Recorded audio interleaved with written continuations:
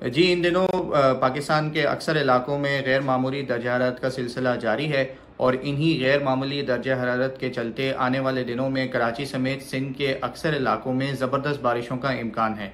इब्तदाई तौर पर अब तक की लेटेस्ट अपडेट्स के मुताबिक तकरीबन 18 मार्च से लेकर 23 मार्च तक पहला ताकतवर मगरिबी हवाओं का सिस्टम मुल्क में दाखिल होगा, जिसमें कराची समेत सिंध के साहली इलाकों जबकि सिंध के दीगर तकरीबन 70 से 80% मकामात पर गरज चमक के साथ बारिशें, कुछ इलाकों में ज़ालाबारी और तेज़ आंधी चलने का इम्कान भी मौजूद है।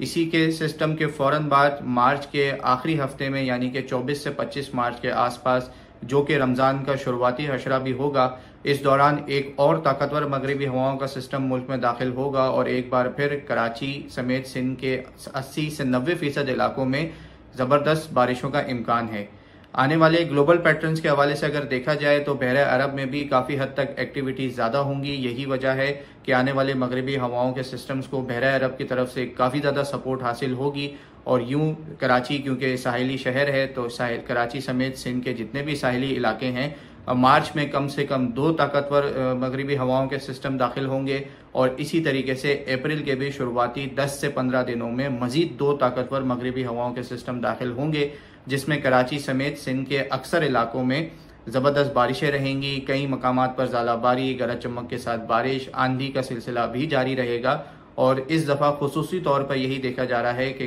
कराची शहर में मार्च में ये गैर मामूली बारिशों का जो अब तक की अपडेट्स हैं वो यही दिखा रही हैं कि ये गैर मामूली बारिशों का जो सिलसिला है बहुत जल्द शुरू होगा और कम से कम 3 से 4 ताकतवर मगरिबी हवाओं के सिस्टम जो हैं वो मुल्क में दाखिल होंगे।